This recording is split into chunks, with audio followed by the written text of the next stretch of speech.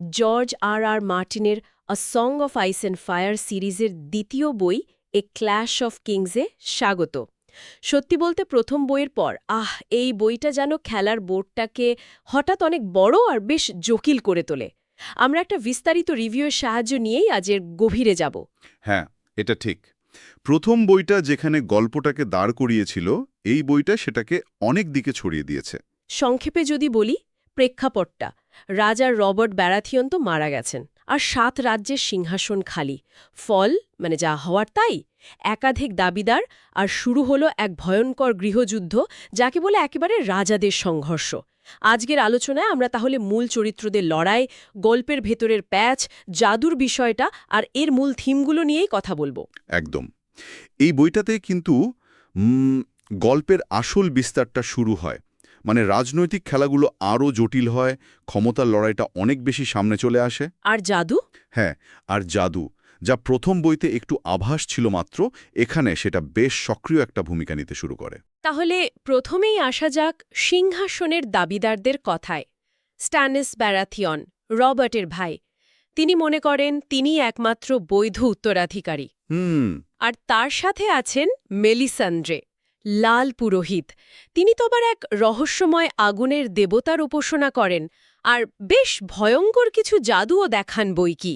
স্ট্যানিসের বিষয়টা ইন্টারেস্টিং এই কারণে যে তার দাবিটা যদিও জন্মসূত্রে, কিন্তু তিনি ভরসা করছেন একদম একটা নতুন ধর্ম আর তার সাথে আসা অতিপ্রাকৃত ক্ষমতার ওপর। এটা ওয়েস্টেরোসের যে পুরনো রীতি, তার সাথে একটা সরাসরি সংঘাত কিন্তু। ঠিক। অন্যদিকে উত্তরে Rob Stark, king in the north. তার লক্ষ্য কিন্তু ঠিক সিংহাসন নয়, তাই না? না না, একেবারেই না। তার লড়াইটা অনেক বেশি ব্যক্তিগত। বাবার হত্যার প্রতিশোধ আর বোনদের উদ্ধার করা ল্যানিস্টারদের হাত থেকে। তার প্রেরণাটা ভিন্ন। আর অনেক দূরে অ্যাসোসে ড্যানেরিস টারগেরিয়ান। তার গল্পটা তো আরও অন্যরকম। সদ্য জন্মানো 3টি ড্রাগন নিয়ে সে আছে। হ্যাঁ, শক্তি বলতে তো ওইটুকুই। ঠিক, ওই 3টি জীবন্ত আগুনের গোলা আর তার টার্গেলিয়ান নাম। কিন্তু সে একা, প্রায় নির্বাসিত, শক্তি খুঁজছে, ওয়েস্টেরেসের ফেরার পথ খুঁজছে। তার চ্যালেঞ্জটা একদম অন্য স্তরের। আসলেই ভিন্ন ভিন্ন প্রেক্ষাপট, কিন্তু এই সব কিছুর কেন্দ্রে মানে কিংস ল্যান্ডিংয়ের অবস্থাটা, সেটা যেন আরও বেশি ঘোলাটে, তাই না? বিশেষ করে টিরিয়ন ল্যানিস্টার সেখানে যাওয়ার পর, হ্যান্ড অফ দ্য কিং হয়ে। অবশ্যই কিংস ল্যান্ডিং এই বইয়ের অন্যতম প্রধান একটা ফোকাস পয়েন্ট। টিরিয়নকে তো পাঠানো হয়েছিল লাগাম ধরার জন্য, কিন্তু সে গিয়ে দেখল পরিস্থিতি যা ভেবেছিল তার চেয়েও জটিল। কি রকম? একদিকে তার বোন সার্সি, রানীমাতা, সে ক্ষমতা ধরে রাখতে মরিয়া। অন্যদিকে কিশোর রাজা জফ্রি, তার খামখেয়ালিপনা আর নিষ্ঠুরতা তো বেড়েই চলেছে। হ্যাঁ, জফ্রি চরিত্রটা সত্যি ভয়ঙ্কর। এই সবের মধ্যে টিরিয়ান তার বুদ্ধি দিয়ে শহরটাকে, বিশেষ করে যুদ্ধের সময়, যেভাবে বাঁচানোর চেষ্টা করে সেটা অসাধারণ। কিন্তু এটাও পরিষ্কার হয়ে যায় যে তার বুদ্ধি বা যোগ্যতা যতই থাক, তার শারীরিক গঠন আর ল্যানিস্টার পরিচয়, এই দুটোই তার পথে সবচেয়ে বড় বাধা হয়ে দাঁড়াচ্ছে। নিজের পরিবারের মধ্যেই সে যেন শত্রু। আর এই রাজনীতিক খেলার পাশাপাশি আপনি যেমনটা বলছিলেন, জাদুও বেশ সামনে চলে আসছে। মেলিসান্ড্রার ওই শ্যাডো ম্যাজিকের ব্যাপারটা, ছায়া দিয়ে জীবন্ত কিছু তৈরি করা, এটা তো যুদ্ধের নিয়মকেই পাল্টে দেবার মতো। ঠিক তাই, জাদু এখানে শুধু গল্পের মশলা নয়, এটা ক্ষমতার খেলায় একটা বাস্তব অস্ত্র হয়ে উঠছে। আবার ধরুন ব্র্যান স্টার্কের কথা। হ্যাঁ, ব্র্যান। উইন্টারফেলের পতনের পর তার যাত্রাপথে সে অদ্ভুত সব স্বপ্ন, দৃশ্য দেখতে শুরু করে। মনে হয় যেন তার মধ্যে বিশেষ কোনো ক্ষমতা জেগে উঠছে। অতীতের ঘটনা বা দূরের জিনিস দেখা, হয়তো থার্ড আই বা ওয়ার্গিংয়ের শুরু বলা যেতে পারে। এটা গল্পের রহস্যময় দিকটাকে আরও গভীর করে তোলে। হ্যাঁ, আর কিছু ঘটনা তো একেবারে যাকে বলে গেম চেঞ্জার। ব্ল্যাক ওয়াটার বের যুদ্ধটার কথা যেমন আপনি বলছিলেন, টিরিয়নের ওই কৌশলটা না থাকলে কিংস ল্যান্ডিংয়ের কি হতো কে জানে। একদম, ওটা বইয়ের একটা ক্লাইম্যাক্স তো বটেই। তেমনই থিয়ন গ্রেজয়ের ঘটনাটাও কি সাংঘাতিক। ওহো, থিয়ন, যে স্টার্কদের সাথেই বড় হলো, সেই কিনা শেষ পর্যন্ত উইন্টারফেল দখল করে বসল, স্টার্কদের পিঠে ছুরি মারল। অবিশ্বাস্য। এই বিশ্বাসঘাতকতা শুধু স্টার্কদের ক্ষতি করল না, থিয়নকেও চিরকালের জন্য একটা জটিল, খুব করুণ পরিস্থিতিতে ফেলে দিল। তার ওই একটা সিদ্ধান্ত উত্তরের রাজনীতিতে যে কত বড় প্রভাব ফেলল। আর আরিয়া, তার জার্নিটা তো কম রুদ্ধশ্বাস নয়।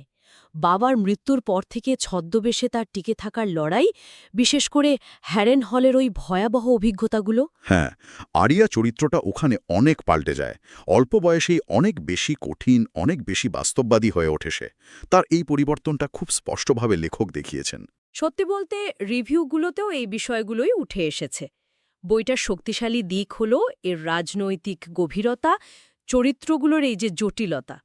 বিশেষ করে টিরিয়ন, থিয়ন, আরিয়া, ড্যানি, এদের সবার ভেতরের টানাপোড়েনগুলো খুব ভালোভাবে লেখা।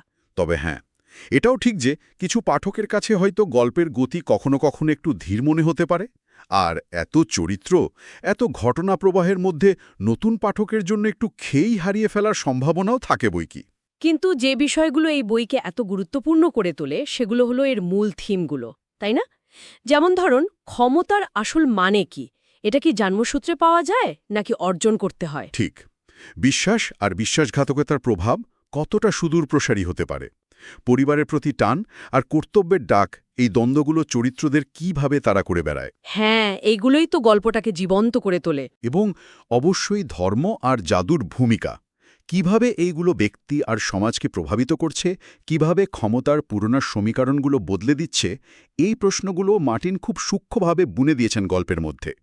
এই থিমগুলোই কিন্তু গল্পটাকে শুধু একটা ফ্যান্টাসি অ্যাডভেঞ্চার না রেখে আরও অনেক গভীর করে তুলেছে।